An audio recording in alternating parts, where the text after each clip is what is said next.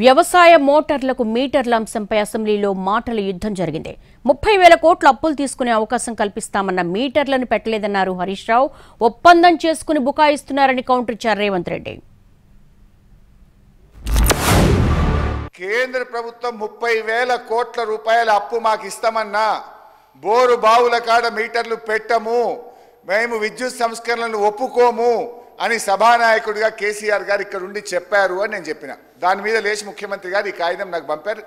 నేను ఇచ్చే కాగితం కూడా మీ ద్వారా మళ్ళీ వారికి పంపుతా. బావులకు కాకుండా ఇది మీటర్లు, పాత మీటర్లు ఉన్న చోట కొత్త మీటర్ పెట్టడం, రిప్లేస్ తప్ప స్మార్ట్ మీటర్ తప్ప అసలు కొత్తగా మీటర్లు పెట్టే ముచ్చటనే ఇలా లేదు. డిస్ట్రిబ్యూషన్ ట్రాన్స్ఫార్మర్స్ దగ్గర 100% మీటర్లు పెడితే డిస్ట్రిబ్యూషన్ ట్రాన్స్ఫార్మర్స్ ఎక్కడుంటాయి అధ్యక్ష? డిస్ట్రిబ్యూషన్ ట్రాన్స్ఫార్మర్స్ కింద వ్యవసాయ కనెక్షన్స్ ఉండవా? వ్యవసాయానికి పోయే కాడ నరేంద్ర మోడీ గారు మీరు కలిసి 2017 జనవరి 14 నాడు, జనవరి 4 నాడు సంతకాలు పెట్టినరు.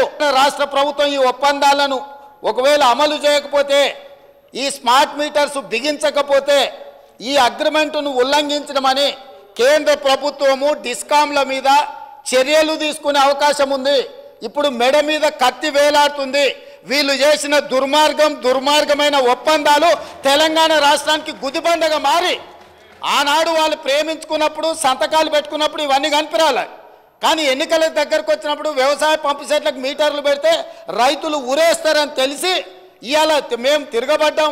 మేము 30,000 కోట్ల రూపాయలు తెచ్చుకోలేదు. ఎవరిని మభ్య పెడుతున్నారు అధ్యక్ష?